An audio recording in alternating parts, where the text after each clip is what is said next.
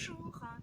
Donc aujourd'hui, je vais vous présenter le dernier roman de Frédéric Beigbeder, Ona et Salinger. J'avais beaucoup aimé un roman français, prix Renaudot en 2009, Windows on the World, donc prix Interallié en 2003. Et j'avoue avoir été surprise par le sujet de Frédéric Beigbeder dans ce dernier roman paru en août 2014, donc aux éditions Grasset. C'est un amour impossible dans l'Amérique des années 40. Eh bien, Frédéric Beigbeder nous emmène redécouvrir avec brio les grands écrivains américains.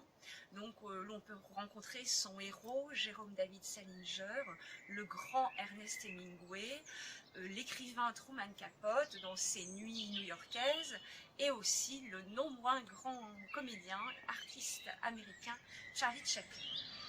Donc, dans Ona et Salinger, Frédéric Beigbeder alterne entre la vie tragique de Jérôme David Salinger, qui est tombé éperdument amoureux d'une très belle jeune fille, Ona, mais qu'il va donc perdre de vue puisqu'il part combattre le nazisme en Europe.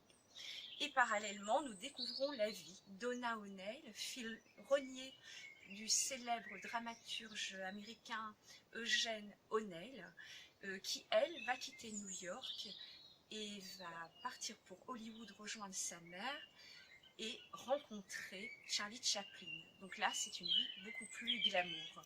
Alors, je cite Frédéric Beigbeder. C'est un coup de foudre entre Charlie Chaplin et Ona O'Neill, elle est 37 ans plus jeune que lui. Alors Charlie Chaplin, mon Dieu, j'ai 3 fois plus, d'habitude je pourrais être le père de nos comédiennes, mais c'est la première fois que je pourrais être leur grand-père.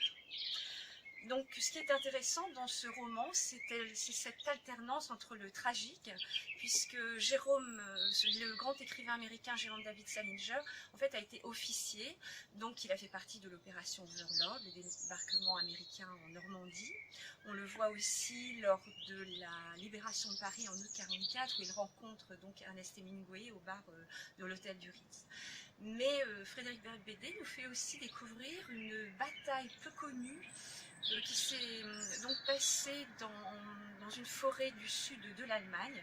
C'est la bataille de Hürtgen. Je cite aussi, la bataille de Hürtgen est une erreur stratégique du commandement américain. Et c'est peut-être la défaite de 40 qui a reporté le travail de 4 ans. Nous avons délégué le sacrifice à de jeunes Américains qui ont traversé l'océan pour être assassinés dans une forêt noire de Germanie. 1000 morts par jour, la même statistique qu'à Verdun.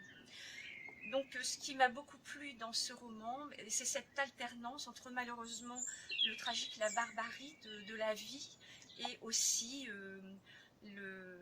la beauté, enfin quelquefois aussi la volonté, les paillettes, le glamour que Ona O'Neill va vivre, et malheureusement que Salinger, lui, va toujours se plonger dans l'écriture, donc en tant que grand écrivain américain. Donc je vous souhaite une très bonne lecture.